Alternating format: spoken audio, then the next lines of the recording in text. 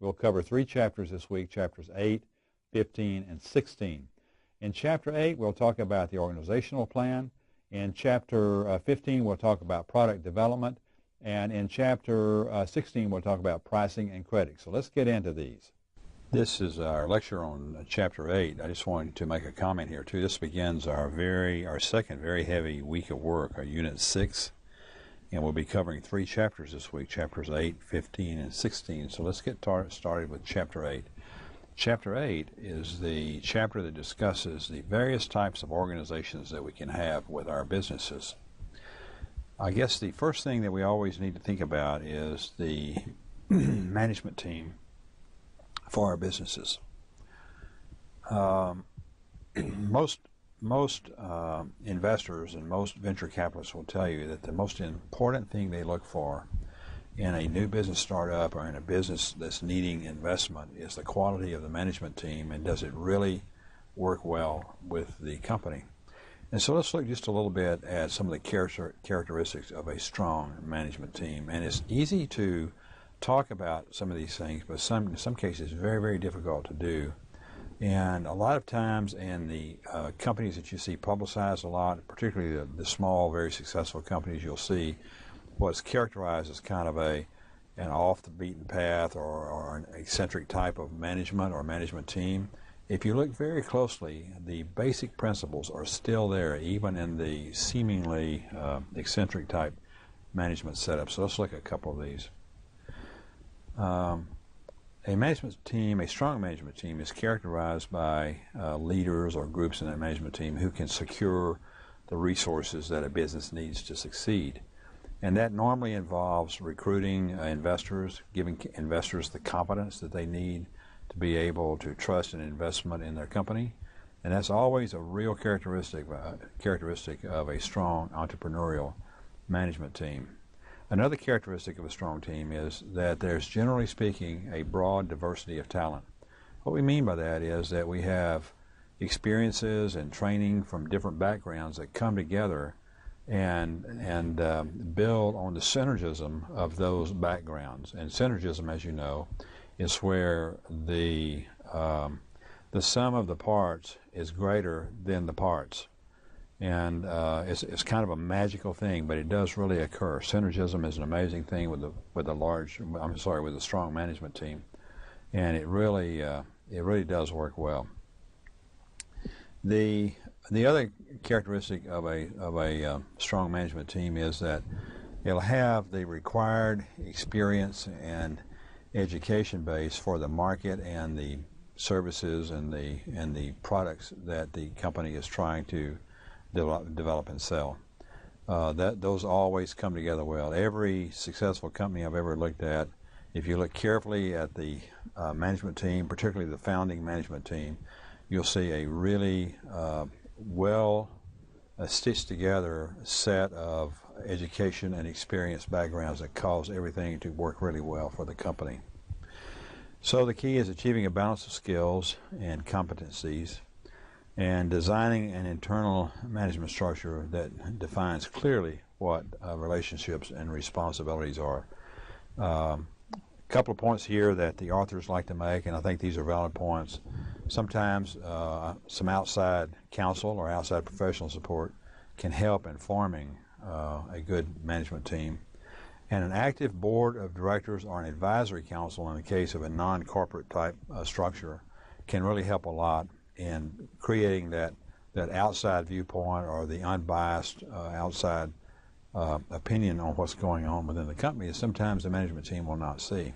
Another characteristic of a strong management team is the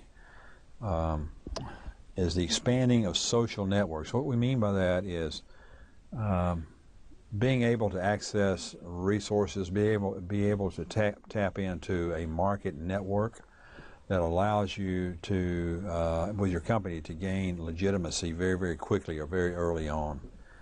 So the networking aspect of what we're doing or what you're doing with your management team is very important.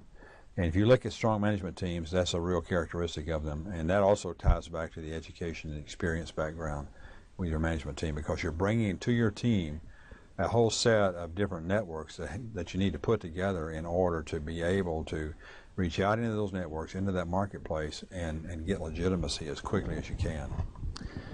The other key to a strong management team, or I'm sorry, not the other, an additional key to a strong management team, is to clearly define relationships and responsibilities. And again, outside professionals can help you with that, and active board of directors can help you with that. Let me just point out one thing, and that is that oftentimes when we come together as a management team or as a team trying to develop a small company, we're hesitant to be what I would call brutally honest with each other, not harmfully honest or painfully honest, but perhaps candidly honest is the best way. We want to have a structure and an attitude and a chemistry on the team that says any person on the team can speak their opinion and not feel threatened by that opinion if it's not in agreement with everybody else. And that's really important. It lends to communication. It lends to coming up with ideas that are sometimes breakthrough ideas.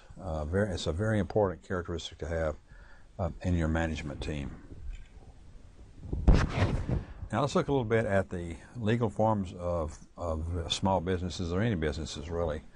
There's 3 basic legal forms, and I'm going to give you a few little notes here on this diagram. You'll see in the middle of the diagram, you see the 3 major forms: the sole proprietorship, which is the most common form of organization, the partnership, and there's a couple of variations of that, and the corporation.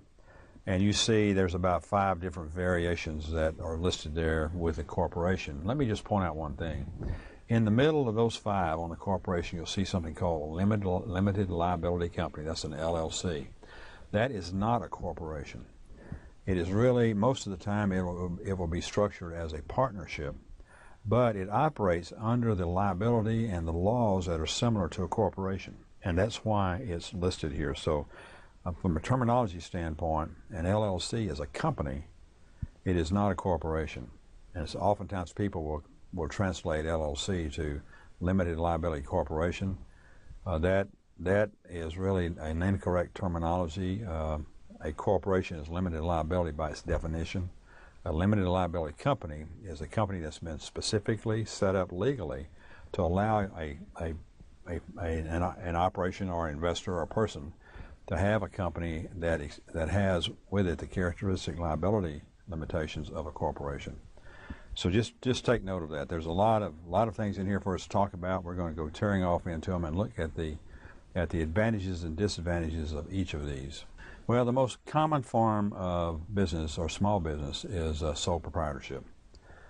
Partnership is roughly about 10% of them. C corps, about something less than 10%. S corporations, something greater than 10%, maybe 15%.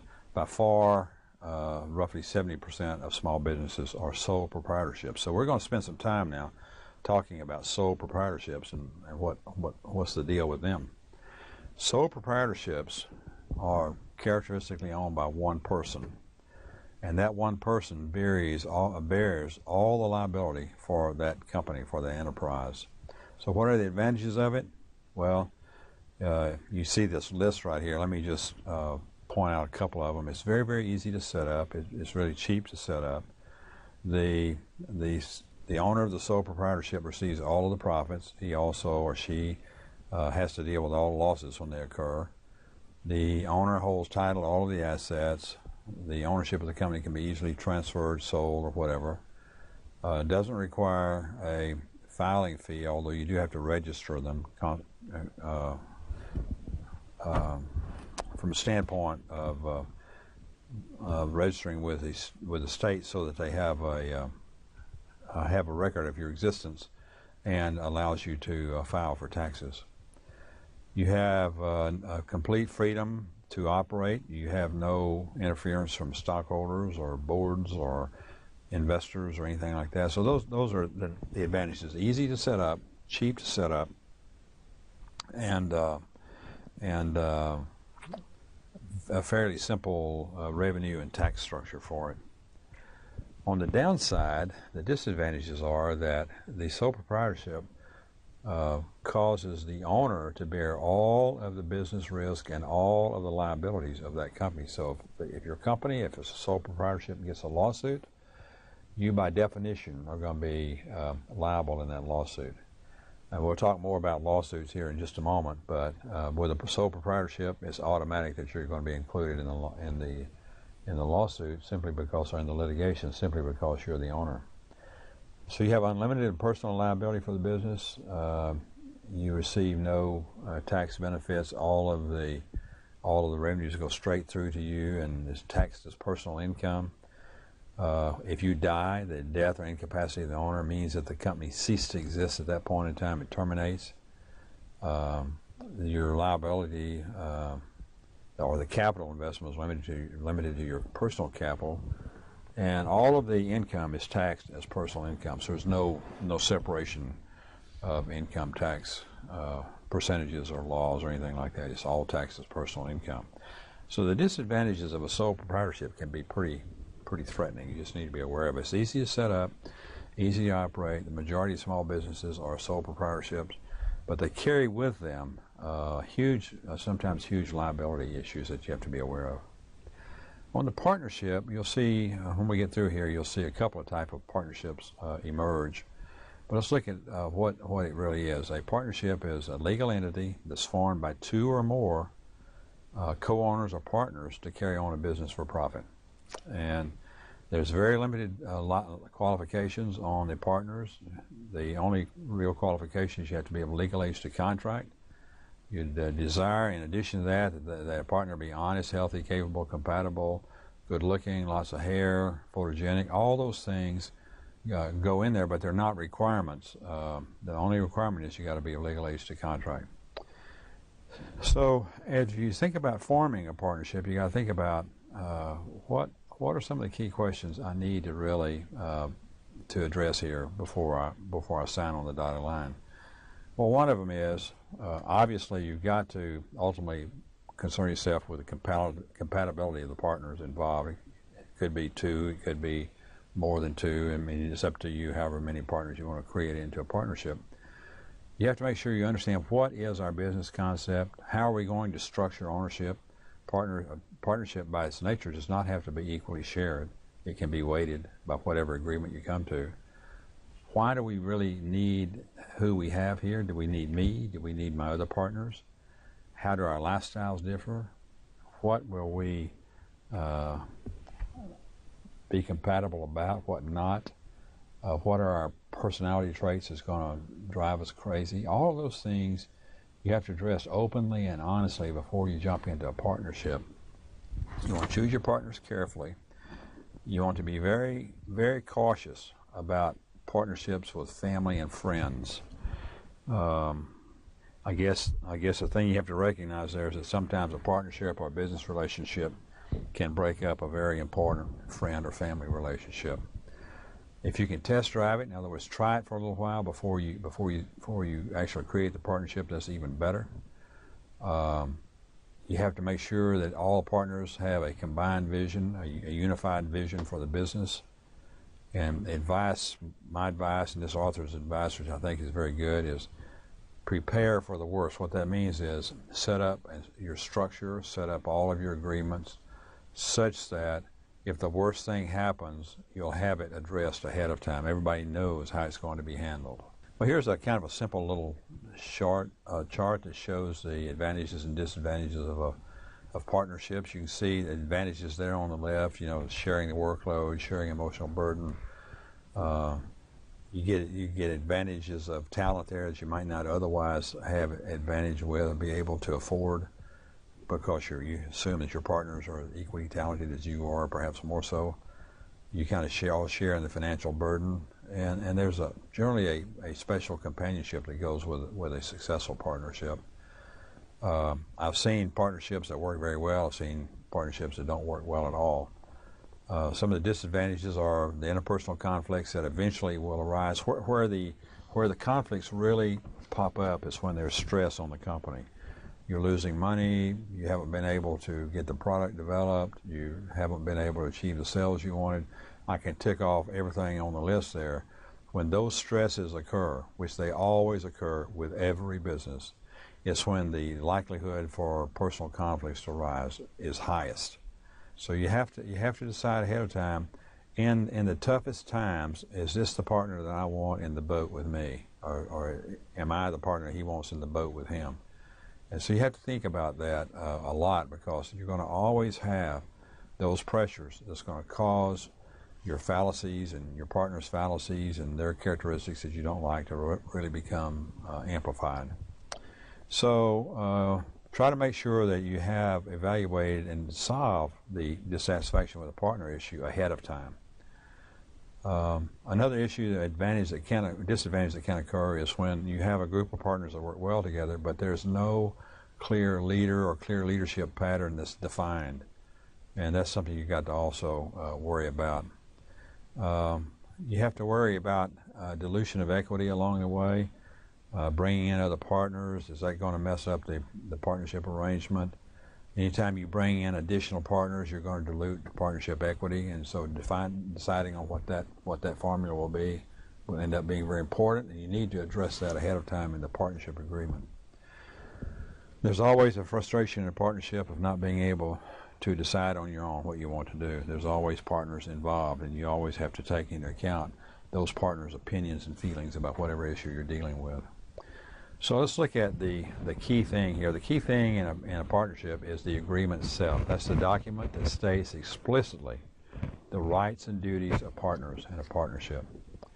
Make sure that you have the joint and several liability issue addressed in the terms of the partnership agreement. This is the liability of each partner resulting from any one partner's ability to legally bind the other partner. So you want to make sure that is addressed and spelled out very clearly in the partnership agreement. You also want to have spelled out in the partnership agreement the termination of the partnership. Always plan for the worst case. So in the partnership agreement, everybody signs up front. We have spelled out in there how the partnership will be dissolved if it has to be dissolved. We have spelled out how a partner will be treated, or how a partner's estate will be treated in the case of a partner's death. We also have spelled out in the partnership succession issues. A partner dies, that partnership equity is now available. Who has access to that? Will that be the dead partner's son or heir or wife or somebody specified family member like that? Or will it be dissolved and absorbed by the existing partners? Or will there be a first right of refusal? Because you've got to understand that partnership share of the deceased partner has value to it. So as an existing partner or as an existing set of partners, you've got to decide, do we want to cough up the value of that partnership in order to pay off the estate or to pay off the heirs and to absorb that into our existing equity? So there's lots of issues there to deal with. You also have to plan for the worst in a partnership agreement, but that's the key document, the partnership agreement. Let's look at the C corporation just for a little bit. You'll hear me call this C Corp. This is the most common form of corporation in all public corporations, or C corporations. By that public, I mean those that are traded openly, either on the exchanges or through private transactions. The corporation, the main characteristic of a corporation, C Corp, is that it is a standalone entity under the law. In other words, it is its own entity under the law. If you are a shareholder, or if you are a director, or if you are an officer in a corporation, you are not the entity. The entity is the corporation, not you, the people. So it's a standalone legal entity. So if a corporation gets into trouble and it's going to be sued, then it's sued as a legal entity. The people that are involved in the lawsuit have to be specified individually if they're going to be incorporated into a lawsuit or into a liability claim of some sort. The C Corp is chartered by the state. The Secretary of State handles the C Corporation charters. It's taxed by both the state and the federal government as a separate legal entity. So, and by the way, we'll talk about this a little bit more here in a moment, but this is where the big double taxation argument comes in with the federal government.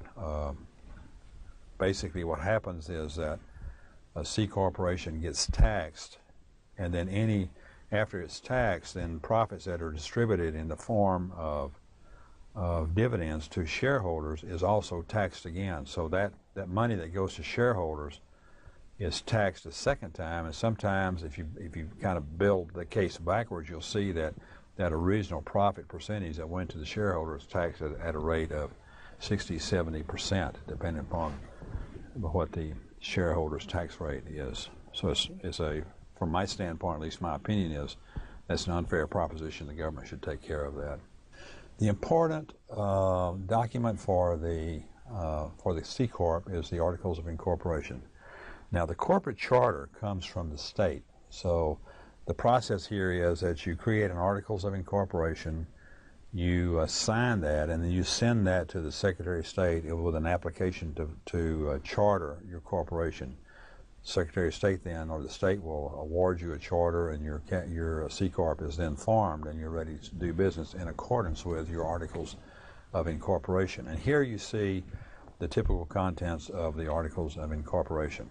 You know, the name of the company, a statement of formation. And by the way, your trusted attorney friend will be able to draw up the Articles of Incorporation for you. You see the type of business, location, how long, and there'll be some statement about like it'll operate for perpetuity or until dissolved through some formal action. You see the different classes and preferences of stock. All of that is spelled out ahead of time. You name the incorporators. You name the voting privileges of each class of stock. And by the way, if you guys are interested in investing in the stock market, and you're going to invest in a New York Stock Exchange company, say, then you want to make sure that you understand which class of stock that you might be investing in. Some of the major corporations might have 2 or 3 different classes of stock. And so you want to make sure that you understand what each class, how each class is defined, and what kind of voting privileges go with that class, and so forth. The incorporators are named as directors in the Articles of Incorporation. Now, all of that can change very quickly after that, but at least the Articles of Incorporation name the initial directors and stockholders of the company. There'll be a statement of limited liability for stockholders. The beauty of the C Corporation is that stockholders are protected from liabilities of the company. And then a kind of a generic statement of the directors' powers and function. And we'll talk a little bit more about that in a moment. Basically, the directors have a fairly limited set of functions, but they're all encased in this concept of representing the interest of the shareholders. So the primary function, if I had to name one function for the board of directors, is to represent the interest of the shareholders in the company. And that's what you need to remember as you look at different types of corporate issues that are spinning around us all the time, different types of market things going on, different types of issues with boards of directors. But the board of directors of a publicly held C corporation have a single kind of overarching responsibility, and that is to represent the interest of the shareholders in the corporation. So what are the kind of the rights and status of the stockholders? Well, as a shareholder in a corporation, you will receive a certificate that reflects how many shares that you own in that corporation. Now, in today's world, where you receive a certificate, you can receive one, but most people will file those certificates electronically with their stockbroker or with some company they're using as a stockbroker. In olden days, so to speak, you would be mailed a paper certificate. You would file that away, and that was your record of your ownership of whatever number of shares you own. You would like to have within the shareholder agreement or the Articles of Incorporation a preemptive right. What that means is that if the corporation decides to issue additional shares of stock after you have bought your shares of stock, that you will have the first right of refusal to buy those stocks before they're offered to the public. So a preemptive right means that you get the first chance to buy new shares of stock. Now, why would you want to do that? Well, here's why. Anytime a corporation issues additional shares of stock after they have already sold a group of shares of stock, then the initial shareholders' interest or their equity in the company will be diluted with the issuing of the second round of stock. That's called dilution. It's a major issue in ownership in public companies. And so as an owner of stock in a public company, you want to always be aware of things going on that could create a dilution issue for you. That means that the value of your share of stock goes down because of some action of the corporation or the board of directors. The legal status of the corporation is that it's a standalone unit. The ownership provides control. This is kind of a restatement of what I said earlier, that the board of directors reflects the opinion or reflects the interest of the shareholders. The ownership limits liability to investment in the firm, so the only liability you have if you invest in a C corporation is the exposure you have from your investment. In other words, I spend $100, I buy 10 shares of stock, the company fails, all I will lose is the $100 that I invested. Any lawsuits that come along down the path will be handled outside of me, but just with the company itself. The other characteristic of the legal status of a corporation is that the ownership, in other words, the stock, the shares of stock, can be transferred without affecting the firm's operations. And in publicly traded companies, that happens every day. Ownership of the major corporations changes every minute of every day. Every time a share of stock is bought or sold, ownership has changed. But the operation doesn't change. The operation is not impacted by that transaction going on. So here's a little trade-off table to look at that kind of shows you some of the advantages and disadvantages of the different major types of structure. You'll see in this first row, I think you'll be able to see this cursor right here. Sole proprietorship is the first row, and it continues on. There's a second chart that basically appends to the right hand of this chart. And general partnership is the second type, and the characteristics go across this way. And C corporation is the third type, and the major trade-offs or issues go across to the right. And then down at the bottom, you can see the preferred form of organization for each major characteristic we're looking at. Let's just look at this one right here. This is initial organizational requirements cost. The sole proprietorship is by far the cheapest, and partnership would be the next cheapest, except I would argue a little bit with that. We'll talk about LLCs later, but they may be cheaper than partnerships. The liability owners, the C Corp is going to win that consideration because it protects the owners completely. The continuity of the business, C Corporation is by far the most clear there. It's not impacted by death of a shareholder. Partnership is impacted significantly by the death of a partner, and of course, a sole proprietorship disappears on the death of its owner. Here is some more, the transferability of ownership. The results here depends on the circumstances. I would say, though, that transfer of ownership is easiest with a C corporation and probably the most difficult or complicated with a partnership. Management control, again, the editor or the authors said depends on the circumstances, but if you look here just a little bit, you'll see that the sole proprietor has 100% control of his company. With a corporation, that's not true. The shareholders have the final say. That's reflected in the board of directors. And the partnership somewhere is in between. The C corporation clearly is the best organization to have if you're going to have to raise capital. And in fact, I urge any company that's forming up that if you think you'll be offering stock to the public or privately, you want to form as a C corp, and then incorporate that goal into your plan. On income taxes, that's a little bit difficult or a little bit complicated because, as you know, on the sole proprietorship, the owner has to absorb all of that, and a partnership is spread between the partners. And in a C corporation, you have the double taxation issue, and so it gets a little bit complicated on taxation. You just have to kind of decide for yourself what you like.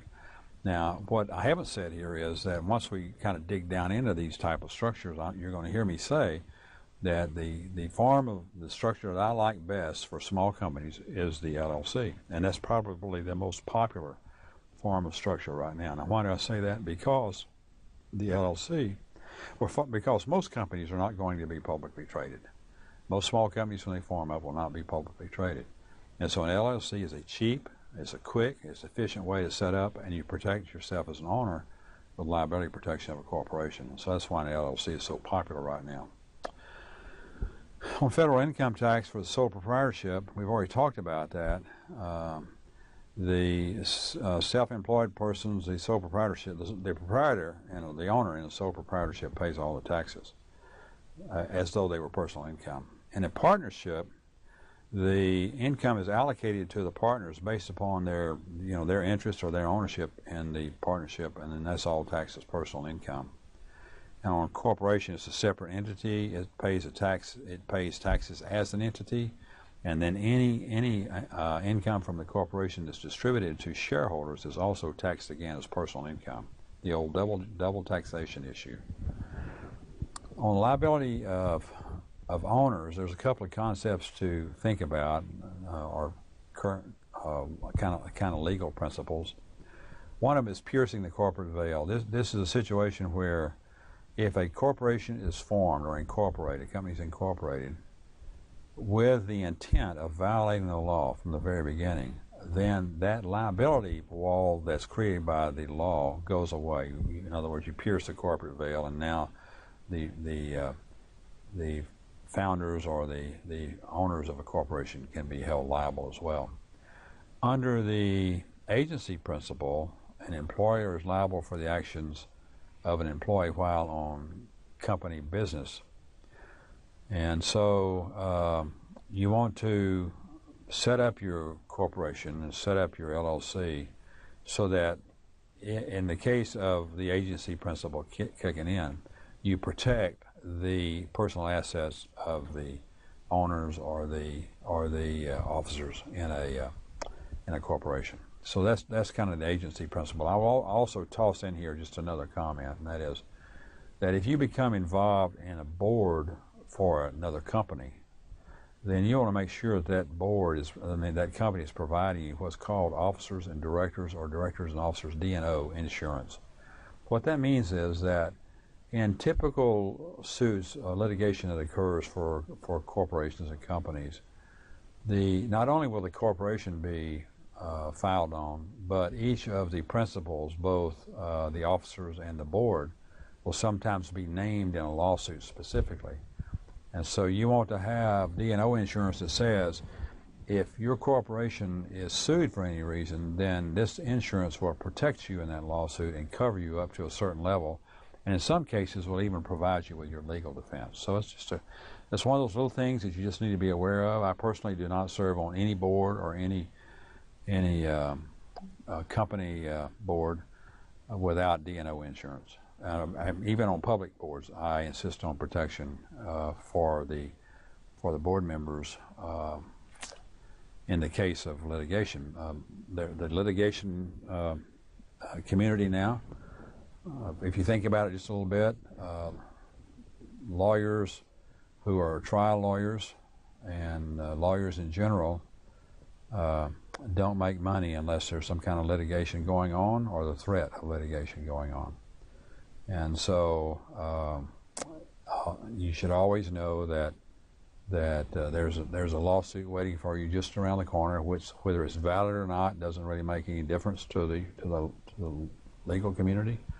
If there's a potential to make some money or to quote unquote penetrate a market, then that market will be penetrated.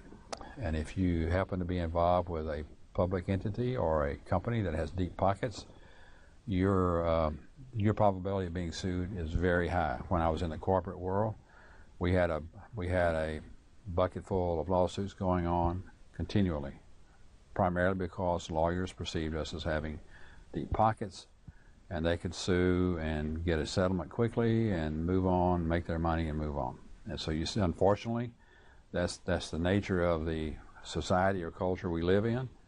That's one of the outcomes of having law schools everywhere turning out lots of lawyers who have to figure out a way to make a living. That's my editorial remarks on the role of the legal community in the operation of the business. Is it bad? Not bad. Can it be abused? Very much so. Is it necessary? The legal community is very, very necessary to have a good, structured, well-documented contract and legal agreements in place. So I'm a real advocate of having trusted attorneys working with you in your company, but I also know that there are a set of attorneys running around who like to file suits because that's the way they make their money. I could talk about this, as you can probably tell, for a long, long time. Let's talk about the limited partnership just for a little bit. We didn't talk about that a moment ago. Most of the comments about partnership was made about general partnerships. And in general partnership, everybody that's involved in the partnership is a partner, and that can be active in the company depending on what the partnership agreement calls for. And a limited partnership has a very specific structure. There are a general partner, there is a general partner, and there are limited partners. The general partner is actually operates the business, and the general partner is liable in a limited partnership situation. Limited partners do not operate the business, have no role in operating the business, and are protected from liability in a similar situation of what the corporation protects its owners. So that's where you see limited partnerships for the most part are in real estate investments. A lot of real estate developments are being done under the umbrella of a limited partnership, where a developer acts as a general partner, goes out and recruits investors that he'll call limited partners, who then invest in some real estate operation or development and hopefully will at some point in time make money. The income taxes, however, in a limited partnership are apportioned to each partner, just like any other partnership. So it's not, the general partner does not bear all the responsibility for income taxes. All the limited partners do as well. Let me also say that any losses that occur are distributed to all the partners as well. So if you're looking for a write-off, in fact, it always amazes me that some partnerships will be selling, limited partnerships will be selling memberships in their partnership based on the fact that they have income tax write-offs they can provide for you. My personal philosophy is I never want to invest in a company because I can take advantage of its losses. I'd rather just pay taxes. In fact, I'd rather pay lots of taxes, because that means I'm making lots of money when I'm paying lots of taxes. Not unfair, mind you, and I could talk to you a lot about that as well, but nevertheless, I want to pay the taxes that I'm supposed to pay, and I don't want to try to be basing my investments upon losses that a company has incurred. Subchapter S corporation is a special type of corporation that was set up to allow a small group of investors to create a corporation and achieve the liability protection of a corporation, but basically have an almost LLC or partnership type of arrangement. So here's the way it works. It has certain limitations to it, no more than 100 stockholders. All stockholders must be individuals, estates, or trusts. You cannot have another company invest in an S corporation. It has to be individuals or estates or trusts. There's only one class of stock allowed. Has to operate on a fiscal calendar year basis. That means January 1st to December 31st. You cannot have non-resident alien shareholders, so ownership cannot go outside of the U.S. That's an subchapter S. The benefits are that the liability protection is afforded just like you would have a regular C corporation, and all of the income or losses are passed through directly to the shareholders. So if you make money in an S corporation, you will pay taxes on that income as though it were personal income. If you lose money, then you get the write-off of that loss. So all of that flows straight through to the owners as taxpayers. Now, where you'll see S corporations for the most part are in family-type companies, or in small companies that have been organized knowing that they will never grow beyond a certain level, and they have a kind of a closely held group of stockholders. They don't want to be involved in all of the organization and management and taxing issues that you have to worry with the C corporations, so they form an S corp or subchapter S corporation, and that avoids all of that. Talk about the limited liability company, the LLC, very briefly. In a limited liability company, shareholders or interest holders or partners have limited liability but pay personal income taxes on the business profits. So all of the income in an LLC, all of the losses flow through to the ownership in the same way as if it were a partnership or a subchapter S. There's no separation of taxes between the LLC and the ownership. So profits flow straight through, losses flow straight through. Typically, the limited liability company charter or agreement will be structured as though the company is a partnership, a general partnership. And so if you look at typically the formation documents for an LLC, they'll read like a partnership for the most part.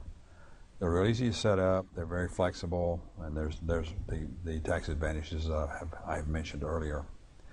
The professional corporation is a way to set up a corporation simply for licensed professionals, attorneys, doctors, accountants. Those are the typical PCs that you will see, professional corporations, and they are primarily there to protect the owners from personal liability.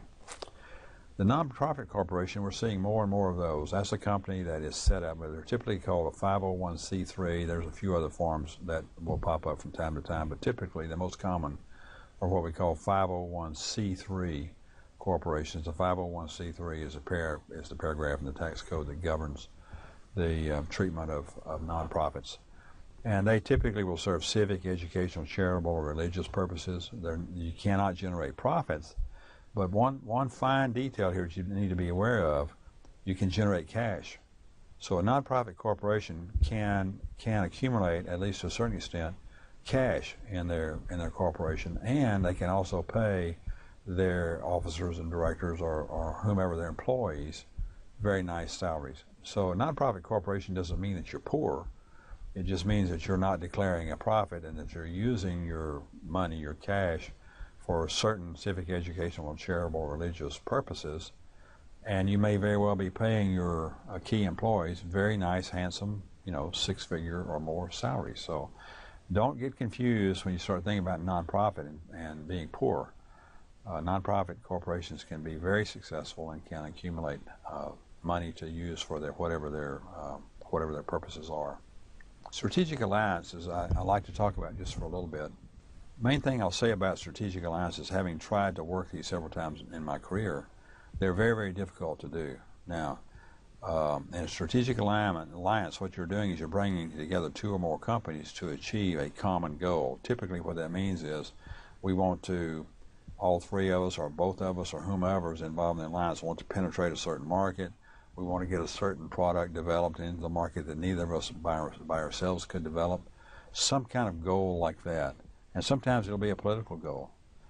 You'll see a company ally itself strategically with another company because the partner company has more political clout than the first company, or the partner company is geographically located where the chairman of the key committee in the House or the Senate governing whatever it is the company's trying to do. And so there's all kinds of reasons for strategic alliances. And the benefits is that you can get it set up very quickly. You share resources, you share experiences that otherwise you would have to develop on your own, and you try to gain the synergy of the partnership. The risk is this, that every partner should be viewed not only as a partner but as a competitor. And once you start thinking about that, then you start saying, hey, I've got to watch out here. I'm going to be revealing my secrets to operation to my potential chief competitor in the future. So the bottom line here is it's very, very difficult to establish and maintain a strategic alliance. And primarily what the factor is that's involved here is the trust relationship. And trust relationship among companies that are playing around in the same markets are very, very difficult to sustain over a long period of time. Sooner or later, somebody's going to say, hey, he stole my trade secret. He's now trying to penetrate my market. He's trying to capture my customer, and I'm not going to allow him to do that. I'm going to do the same thing to him, and the next thing you know, you've got a strategic alliance that has failed, and that happens a lot. So here's some steps you can think about if you're serious about doing a strategic alliance. My recommendation is avoid them unless you think that you really have to have it. You want to play off a healthy network of contacts, and basically what that says is you want to know the market you're playing in, you want to know who the key players are, and if you're going to have a strategic alliance, make sure you pick the right strategic player to be your partner. You want to make sure that you have some individuals within the company, particularly at key decision-making levels, who you can contact to approach about a strategic alliance. Typically speaking, that would be at the vice president and above level in a company. You want to be able to sell that potential partner on the benefits to them for the alliance, as well as the benefits to you. You want to try to, from the very start, be very clear and upfront about all of the issues in your mind about the strategic alliance, plus all the benefits in your mind about that alliance, and learn how to speak and understand your partner.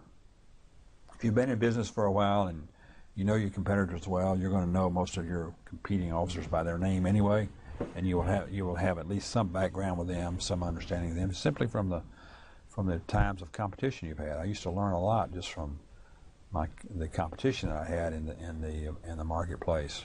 I knew who all the key players were with my competitor companies, and I knew a little bit about each one of them. Often, many of them I knew on a first-name basis. And so those are the things you learn with time in the marketplace, and you learn to very carefully set up strategic alliances. Now, just a little bit about boards of directors, then we're going to wrap up this lecture. This is the governing body of a corporation, either a C Corp or an S Corp. And it's composed typically of inside directors and outside directors. And the outside directors sometimes will be called independent directors. And there's a big push now to have more independent directors on company boards and fewer inside directors. Typically speaking, in the normal publicly traded company, the CEO of the firm will be the chairman of the board. That's not always the case. It's more so now than it used to be that the CEO is not the chairman of the board. But traditionally, it's always been the CEO. And so you can see now that why the public is concerned about too many inside directors, because they all work for the CEO. And so that means whatever the CEO wants to do, they're likely to go along with it and not ask the hard questions. The advantage of the independent directors or outside directors is they are not bound to any given CEO, and they're not bound to any policy that the CEO may want to employ, or any strategy the CEO may want to employ. They have no fear of asking hard questions and making the company officers defend what they're trying to do. So basically the directors are the governing body for a company, and they represent, remember this, they represent the interest of the shareholders. So if you serve as a director of a company, you've got to understand whom you're serving. You are serving the owners of that company, the shareholders of that company. So what are the duties? You elect the firm's top officers. That's the CEO and the vice presidents. All of the corporate VPs typically are officers, and what that means is that as an officer of a publicly traded company, you have the right to legally commit that company to something. You sign contracts. You can approve contracts at certain levels. That's all spelled out in the corporate charter and in the corporate policies. The board will approve the corporate policies. They will approve the corporate strategic plans, and they'll hire and fire top management, and they'll declare dividends, and they'll measure management performance, and all those things they will do in a corporation, but they do not they do not manage the day-to-day operations of the company. The board hires the management team, and then they let the management team operate the company. The board is primarily responsible for hiring and firing of the management team, the officers, the top management, and the policies and strategic plans of the company. That's the primary responsibility of a board of directors. Okay, that concludes our discussion on Chapter 8. I hopefully you get something out of this. We'll go to Chapters 15 and 16 next.